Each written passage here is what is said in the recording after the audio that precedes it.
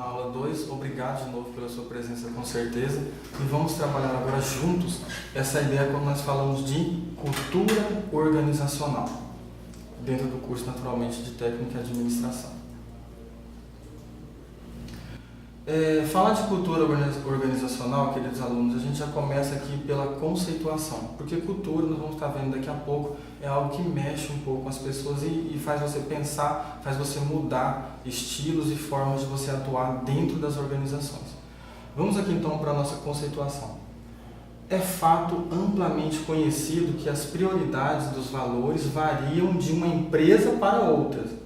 Isso dá origem à cultura empresarial e organizacional. Então, de primeiro momento, nós já entendemos aqui, já como técnicos de administração que já estamos nos formando aí, na verdade, no módulo 3, você percebe que não vai adiantar muito você trazer uma cultura de uma outra empresa para a próxima, que de repente uma outra grande oportunidade que você vai estar lá desempenhando as suas funções. Primeiro a gente tem que chegar, entender todo o contexto da empresa, dentro de normas, regras, crenças, objetivos e assim por diante. Aí sim nós vamos inserir dentro dessa empresa. É claro, uma empresa que teve uma cultura de 30 anos atrás, ela não vai se modificar, ela vai.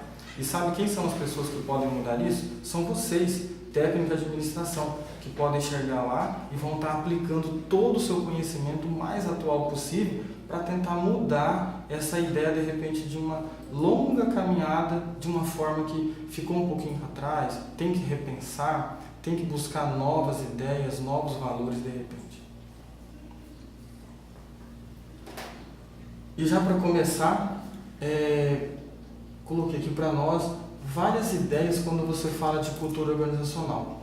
Então, no primeiro momento, é um conjunto de valores em vigor numa empresa, as suas relações com a hierarquia. Como que se procede, por exemplo? Eu tenho liberdade para falar com os meus superiores? Eu posso chegar assim simplesmente falar, bom dia, senhor fulano, bom dia, senhora fulano, ou eu tenho que primeiro agendar para me falar bom dia com ele, né?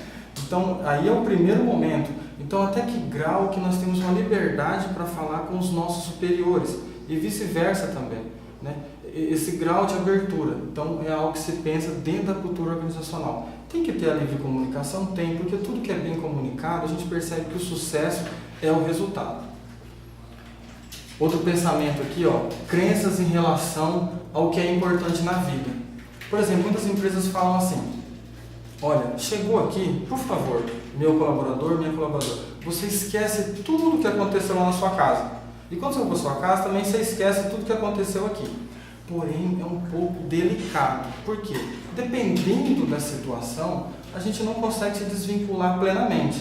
Porém, nós somos aprimorados a essa nova ideia de como que eu consigo dividir muito bem a questão de crenças, a questão da situação que eu me encontro naquele momento, da vida no contexto geral.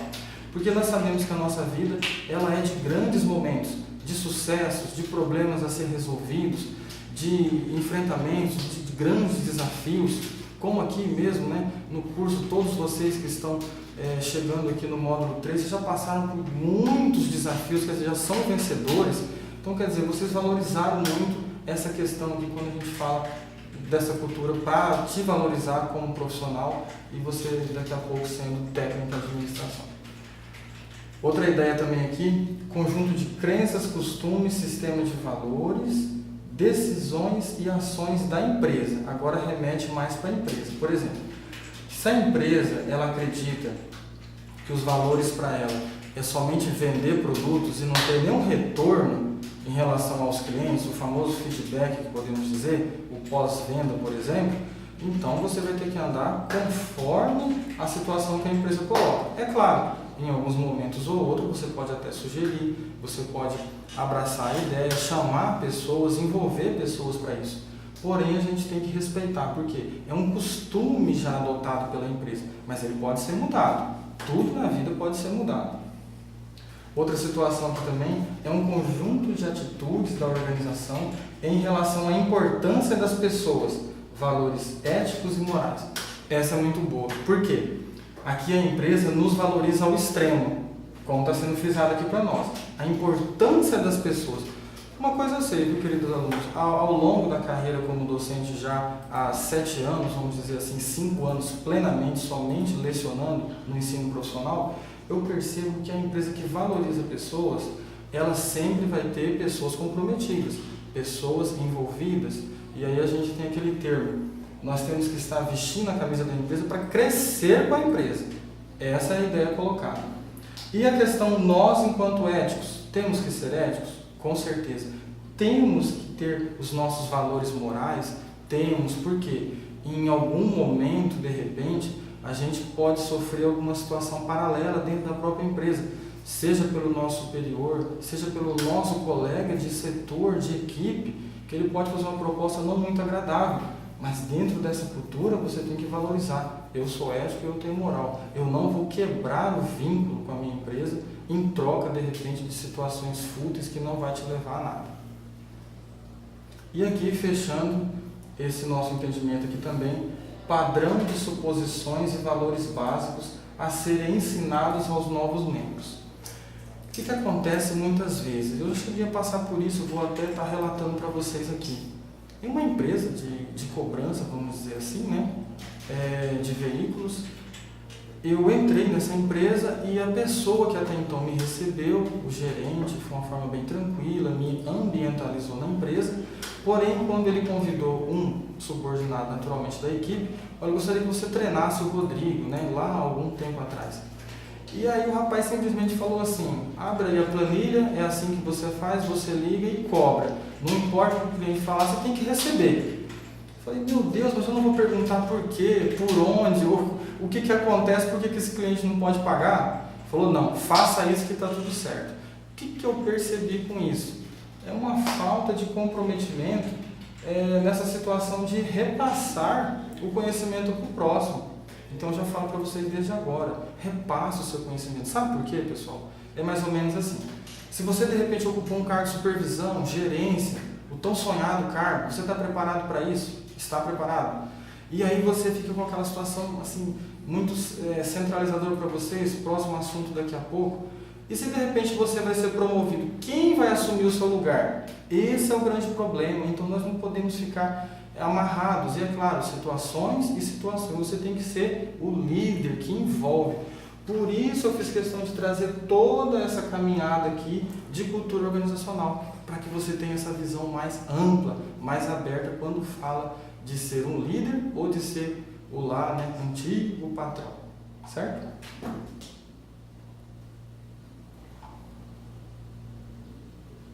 E aqui vamos falar da situação, né? Como é usada a cultura? Os administradores e técnicos de administração com certeza usam a cultura explicitamente por meio de credos, políticas e normas. Está aqui também nessa estrutura, bem ilustrada para vocês, certo? Por que esse critério? Primeiro você tem que pensar nessa situação de credo, são os hábitos das pessoas. Você não pode aferir literalmente, você tem que primeiro entender, ouvir as pessoas, os colaboradores da empresa. Aí você aplica as políticas da empresa. Qual é a política da nossa empresa? O que a nossa empresa quer alcançar? O que ela quer trazer de benefícios para os colaboradores e para a própria empresa? E as normas a ser seguidas, evidentemente. E aqui também, em forma de tópico, nós temos aqui a estratégia de negócio, por exemplo, a ser executado, a natureza de conduta com o público externo, os clientes, voltamos a reforçar essa questão também, os órgãos governamentais, porque nós não estamos isentos, nós estamos inseridos, não tem como. Se você está numa cidade, num município, compete à prefeitura, pertence a um estado, compete ao estado, e nós estamos no país, compete à situação federal. Os acionistas, no caso da empresa que incorpora essa situação, e, é claro, os prestadores de serviço. Então, dentro desse contexto, você aplica toda essa situação aqui. Eu não posso simplesmente virar e falar assim, órgãos governamentais, nós vamos ampliar a nossa empresa, que é uma empresa, por exemplo, de gás de cozinha, eu não vou te comunicar, você tem que comunicar. E principalmente nós ali como técnico de administração vamos estar sempre alertas a isso. Eu vou ampliar o meu sistema de armazenamento de gás de cozinha, eu tenho que comunicar lá os órgãos competentes. Quem que é? O ambiental, o corpo de bombeiros, o alvará da prefeitura, para saber se eu posso realmente ampliar como um exemplo mais claro aqui para nós.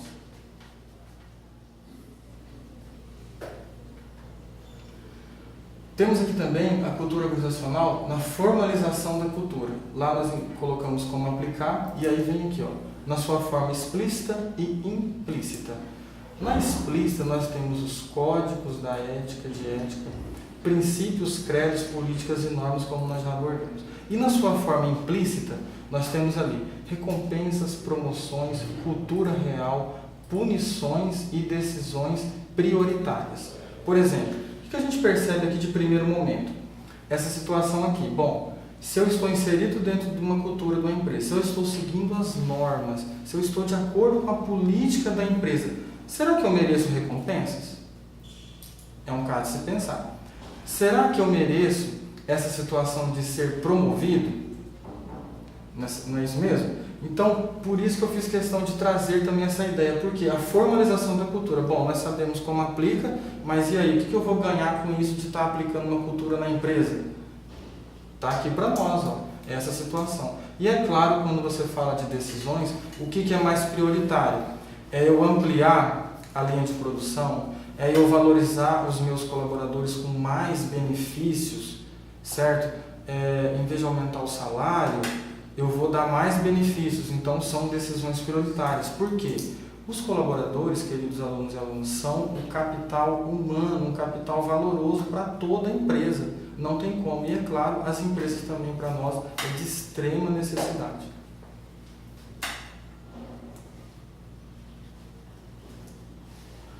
Aqui a mudança e compreensão de cultura. Essa imagem eu achei ela muito interessante, porque realmente a gente percebe no caso ali a figura, né, uma pessoa mudando uma árvore de lugar. É algo assim muito curioso. Dependendo da empresa, é num teor desse que você de repente tem que chegar. Nossa, eu vou ter que ir lá fora arrancar uma árvore no muque? Não, calma minha gente, não é bem isso, né? Mas você com certeza vai estar impactando uma situação como essa que está sendo ilustrada aqui. E aí nós temos aqui também de forma de tópicos.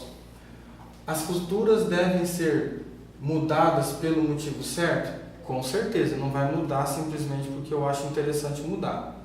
A cultura de organização reflete sua liderança? Sim, porque se eu tenho uma boa cultura que está baseada em normas, políticas e até podemos dizer regras, a liderança vai fluir mais. Por quê? Vai ter o espírito de liderança em N departamentos da empresa, então vai ser algo muito natural. Não vai ser uma coisa assim, nossa, só aquele é gerente, não mexe no grande gerente. Não é isso. O trabalho de mudança de uma cultura organizacional não pode ser delegado? Depende da situação. Mas se você abraçou a ideia e tem um grupo, é você que vai estar executando ela. A mudança de cultura é um processo de longo prazo? Com certeza, ainda mais quando a gente está falando de Brasil e já avançamos muito, tá? Avançamos e muito por sinal. Mas não é assim da noite para o dia que você vai mudar. Por exemplo, vamos pensar rápido um exemplo claro. De repente a nossa empresa, o horário de entrada é 7 horas da manhã. E aí nós resolvemos mudar para 7h30. Consequentemente, nós vamos ou reduzir o horário de almoço, é claro, sempre de acordo com a CLT, Leis Trabalhistas, ou então você vai estender o horário de saída. Será que todo mundo vai concordar com isso de primeiro momento? Com certeza não. Então é gradativo. Isso eu estou dando um simples exemplo de uma mudança de horário. Agora você imagina em outras situações internas, por isso que diz que a cultura é um processo um pouco mais longo. Mas tem que ser implantado, persistido e caminhado. A mudança de cultura requer envolvimento total? Sim. Não adianta simplesmente somente o setor financeiro querer mudar. Porque aí vai ter o vendas, vai ter o compras, vai ter a produção, vai ter o atendimento, não vai adiantar. Só o financeiro mudar. Tem que ser todo o contexto envolvido e principalmente, pessoal, pela hierarquia máxima da nossa empresa. Eles têm que estar todos envolvidos. Diretores, gerentes, subgerentes e assim por diante. E as culturas estão sempre mudando, com certeza, ao longo dos anos, desde lá, como com certeza foi visto nos módulos 1, sobre as teorias, os pensadores da administração, lá há 100 anos atrás ou mais, vem se mudando gradativamente.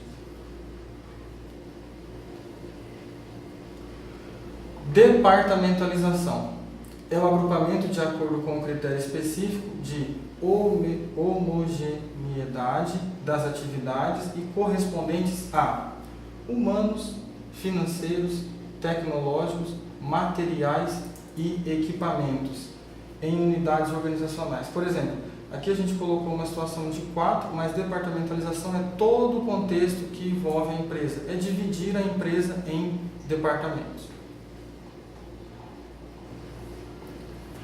Aqui também nós temos os tipos de departamentalização para a gente entender melhor. Então eu coloquei aqui para vocês, por exemplo, departamentalização nas empresas. Nós vamos agora estar olhando a estrutura gráfica enquanto quantidade, funcional, produtos ou serviços, clientes e projetos. Para cada um desses foi montada uma estrutura para o seu melhor entendimento dessa situação. Vamos lá. Aqui nós temos, por exemplo, a departamentalização por quantidade. É aquela ideia assim, existe uma diretoria máxima, se divide entre gerências, aqui no caso, estamparia, ferramentas, usinagem, e aí tem as suas supervisões, 1 e 2 para cada uma dessas. Por isso tem o nome de departamentalização por quantidade. E assim sucessivamente a gente caminharia aqui. Inclusive nós temos um exercício no nosso aula que trata sobre essa situação aqui. Agora aqui nós temos a departamentalização funcional, que é aquela ideia também, uma estrutura gráfica, diretoria geral, divididas entre gerência, produção, financeira, marketing e RH. Com certeza ela pode se estender. Por que a gente sempre prioriza esse passo a passo, que são os departamentos, são aqui a situação chave de toda a empresa. Então por isso que ele fica mais ilustrado aqui para nós e para o nosso entendimento, principalmente quando estamos falando de funcional. Temos aqui também a departamentalização por produtos e serviços. Como sempre, a diretoria geral no topo, como nós já sabemos disso. E aí depois vem aqui, gerência de produtos têxtil, por exemplo, gerência de produtos farmacêuticos, gerência de produtos químicos. O que essa estrutura aqui organizacional nos coloca? É como se fosse esses hipermercados que existem no nosso país. Ele não tem lá o setor têxtil? Ele tem. Ele não tem o setor lá de medicamentos e algo mais, higiene, e também tem o setor químico, por exemplo, certo? Então é essa estrutura que nos remete aqui quando falamos de produtos. E aqui também nós temos a departamentalização por clientes. A diretoria comercial, aí temos o departamento feminino, infantil e masculino. Para cada departamento nos remete uma seção. Do feminino, naturalmente, temos ali a seção de lingerie, modas, o infantil de brinquedos e de roupas infantis, o masculino de calçados e de roupas masculinas. Também é uma ideia que nos remete a lojas de departamentos que nós temos distribuído por todo o Brasil, inclusive aqui na nossa capital.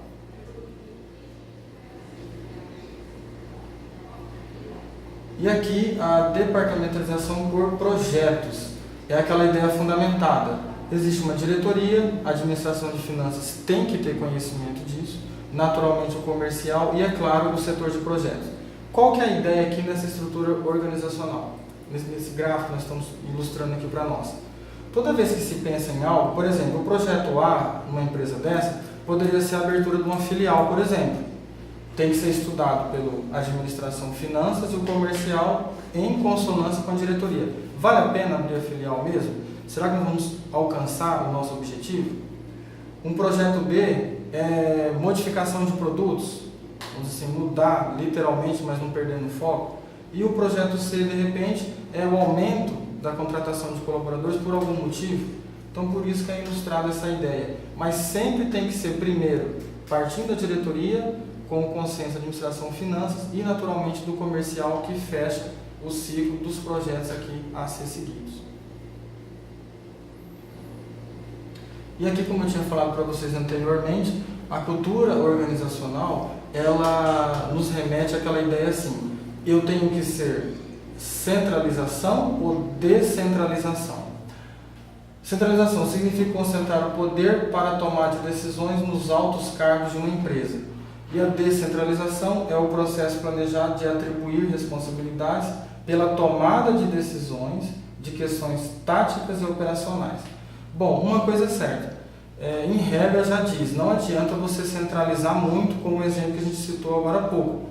Se você é o gestor de uma equipe, se você é o gerente de um departamento, você tem que ter o espírito de líder. Por quê? Se você centraliza tudo e não abre para ninguém, você não repassa conhecimento, você não prepara um sucessor, uma pessoa que possa assumir o seu cargo para que você também seja promovido, com certeza não vai ter muito êxito, não vai ser interessante.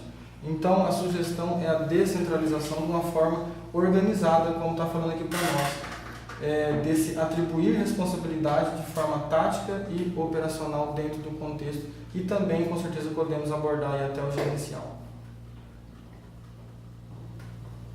E aqui nós encerramos a nossa aula 2, já agradeço a vocês também e vamos dar mais um tempinho e já estamos retornando para a nossa terceira aula.